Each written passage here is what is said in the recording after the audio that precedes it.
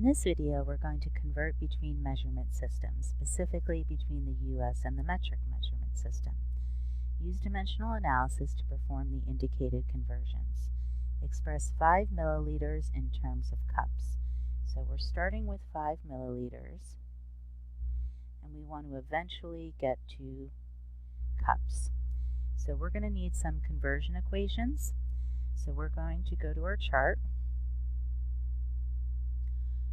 Okay, and milliliters and cups are measures of volume, and right here you could see some of the conversions we have. Now notice I don't have anything relating specifically milliliters and cups. Okay, I have liters and pints, gallons and liters, liters and quarts. So I know how to relate pints and cups. I know there's 2 cups in a pint, and I know how to relate liters and milliliters, so there's 1,000 milliliters in liters. So I'm going to go with this one, and then we're going to use a few conversions. Notice you could also use this first one up here. Notice you're going to get a different answer. So if I multiplied 1.1 times 2, I get 2.2. So I'm bringing this to your attention because all of these have round-off error. Okay, they're all approximations of measurements when we're working in this system. So depending on which ones you use, your answer can be a little bit different. So that doesn't automatically mean it's wrong. Okay, so you just have to show your work and show which conversion equations you used.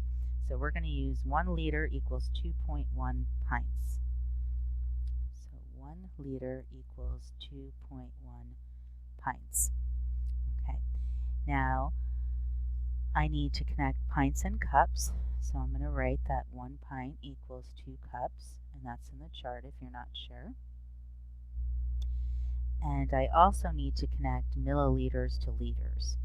So 1 liter equals 1,000 milliliters.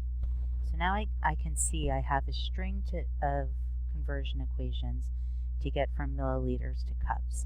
And here's how it's going to go. So I see I can write milliliters in terms of liters here. Then once I have liters, I can write it in pints. And then once I have pints, I can write it in cups. Okay. And again, let's definitely use dimensional analysis to make sure that you're setting up your equations correctly. Okay, so first let's get rid of the milliliters. Let's put 1,000 milliliters on the bottom, 1 liter on top.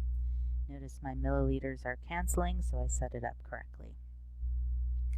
Now I want to get rid of liters, and I'll write it as pints.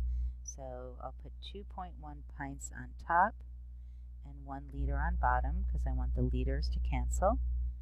So there goes the liters.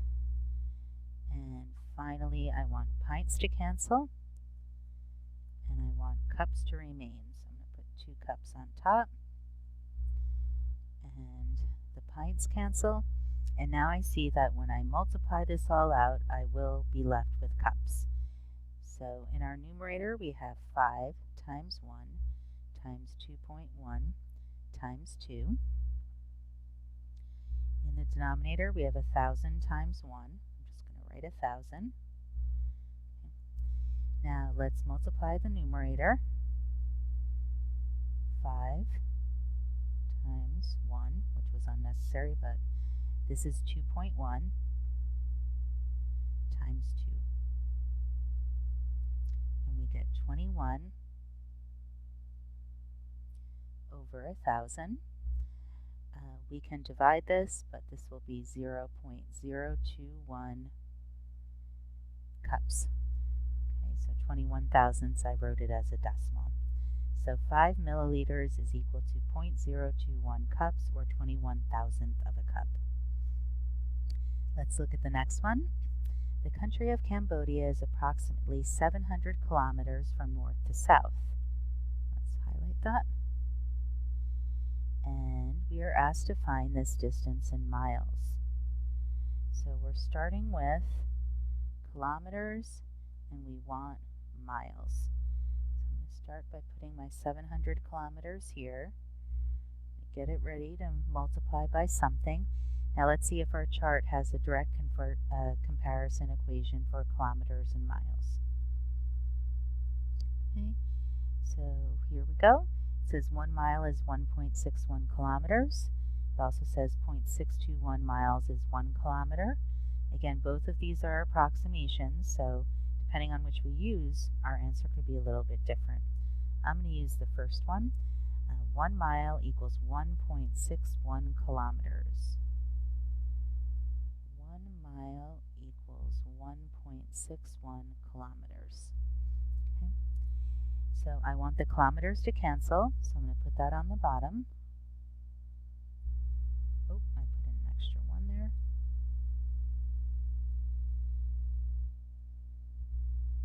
1.61 kilometers, and 1 mile goes on top. I check and see that my units cancel, and I'll be left with miles. So I have 700 divided by 1.61 miles. Now let's do this division. 700 divided by 1.61. And we're going to round this result to 2 decimal places. So 434.78 is approximately 434.78 miles. Okay, so that just took one conversion factor. The next question asks, soda is often sold in 2-liter containers, and they want to know how many quarts would this be and how many gallons. So we have to write this in 2 different units. So this is metric. These are both US. Okay, so let's see what kind of conversion equations we have in our chart connecting liters and either quarts or gallons. Okay, so here's gallons and liters, here's liters and quarts. Why don't we use, we'll use 1 liter equals 1.1 quart. So 1 liter equals 1.1 quart. So now we'll transform liters into quarts. So 2 liters. I'll write the 1 liter on the bottom, 1.1 quarts on top. The liters cancel, and we get 2 times 1.1 quarts, which is 2.2 quarts. Okay. Now we could rewrite this in gallons by using the quarts and using a gallon equation, or we could go back and get another metric, and again our answers might be a little bit different. So I know that there are 4 quarts in 1 gallon. Okay, I'm going to box this so I know it's my first answer. That's how many quarts there are. Now I'm going to change the quarts to gallons.